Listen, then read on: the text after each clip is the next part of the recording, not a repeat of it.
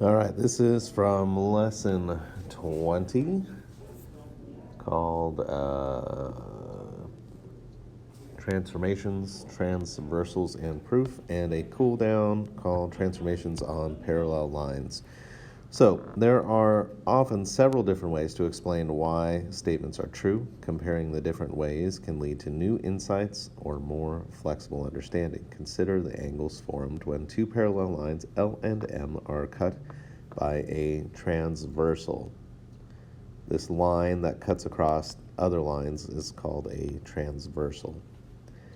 Suppose we want to explain why angle ABE is congruent to angle GCF. Why? Well, B and C are an equal distance away from M, so those line segments are congruent.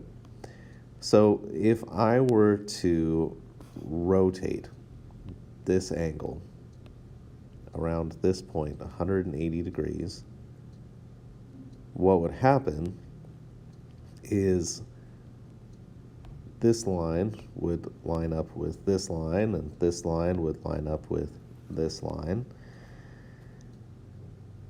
And what we could see then is, since we're doing a rotation, it's a rigid transformation, the angle doesn't change. So when I take that angle and I rotate it around like this, and it lines up perfectly like this, we can say that these angles are congruent. Now, this set of angles has a special name. They are alternate exterior angles because they're on opposite sides of the transversal, and they are outside of the parallel lines. We have another set called alternate interior angles, and that rotation works the same way.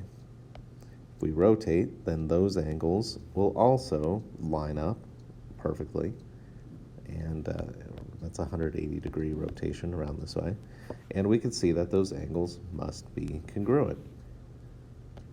Another thing that we did in class was we said, well, what if we take this angle right here and we slide it down this line over here? Well, this side would still line up, and since these lines are parallel, this would also line up with that, and we can see that these angles right here would also have to be congruent.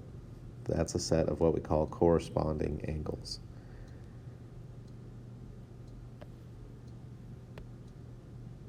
So, the cool down. Angles EBI and BCJ are corresponding angles. If we know that the lines are parallel, we could say that those angles are congruent. But what we want to do is we want to use a transformation that takes this angle down to that angle to prove that corresponding angles are congruent, which I actually just did. Same thing here. Is there a transformation that we just talked about and we did in class together that could show that those two angles have to be congruent to each other, those alternate interior angles?